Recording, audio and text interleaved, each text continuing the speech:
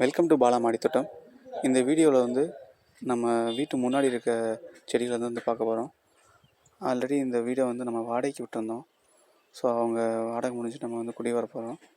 இதில் பார்த்திங்கன்னா அவங்க ஆல்ரெடி வந்து ஒரு சீத்தா மரக்கன்று, அப்புறம் வந்து மருதாணி செடி, இங்கே பார்த்திங்கன்னா தூதுவளை, நிறையா தூதுவளை போட்டிருக்காங்க. அப்புறம் ஒரு வேப்ப மரம். இந்த வேப்ப மரம் பார்த்திங்கன்னா வந்து ஒரு 4 to 5 இயர்ஸ் வந்து ஏஜ் இருக்கும். நல்லா பெரிய மரம் தான், நல்லா வளர்ந்துருக்கு.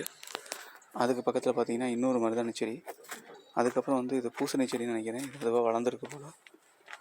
அடுத்து பார்த்திங்கன்னா வந்து நிறையா அந்த குப்பை இதெல்லாம் சேர்ந்து ஒரு மாதிரி இதாக தான் இருக்குது. இது நம்ம முன்னாடி வந்து திண்டு போடலை. ஸோ அதனால் வந்து ஒரு கொஞ்சம் கீழே ஃபுல்லாக நம்ம க்ளீன் பண்ண வேண்டியிருக்கு. ப்ளஸ் பார்த்திங்கன்னா வந்து இந்த தார் வந்து போட்டதுனால வந்து இது கொஞ்சம் இறங்கியிருக்கு. ஸோ இப்போ நம்ம அடுத்து என்ன பண்ண போகிறோம்னா, இந்த இடத்த வந்து ஒரு திண்டு மாதிரி போட்டு அதில் ஃபுல்லாக வந்து செம்மண் வந்து நிரப்ப போகிறோம். ஸோ இப்படி பண்ணும்போது வந்து இதில் கண்டிப்பாக வந்து ஒரு மருதாணி செடி நமக்கு போதும். ஸோ ரெண்டில் எந்த மருதாணி செடியாக ஒன்று ஃபிக்ஸ் பண்ணிட்டு ஒரு மருதாணி செடி எடுத்துடணும். அப்போ தான் மற்ற செடிகளுக்கு இடம் கிடைக்கும். அடுத்து வந்து இந்த வேப்ப மரம் இருக்கிறனால இதோட வேர் அதிகமாக இருக்கும். ஸோ இந்த சீத்தா மர செடி எப்படி வருதுன்னு தெரில, பார்த்துட்டு நல்லா வந்துச்சுன்னா அதை அப்படியே கண்டினியூ பண்ணலாம்.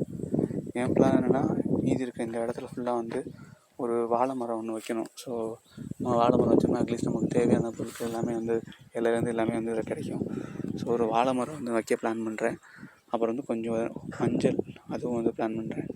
நம்ம மாடி தோட்டத்தில் வைக்கலாம். ஸோ மாடி தோட்டம் வைக்க விட வந்து இந்த தரையில் வைக்கும்போது இன்னும் க்ரோத் அதிகமாக இருக்கும். ஸோ அதை எப்படின்னு சொல்லிட்டு நான் உங்களுக்கு அடுத்த வீடியோவில் அப்லோட் பண்ணுறேன். Thank you friends. நம்ம வீடியோ வந்து பிடிச்சிருந்தால் லைக் பண்ணுங்கள், ஷேர் பண்ணுங்கள், நம்ம சேனலை சப்ஸ்கிரைப் பண்ணுங்கள் ஃப்ரெண்ட்ஸ்.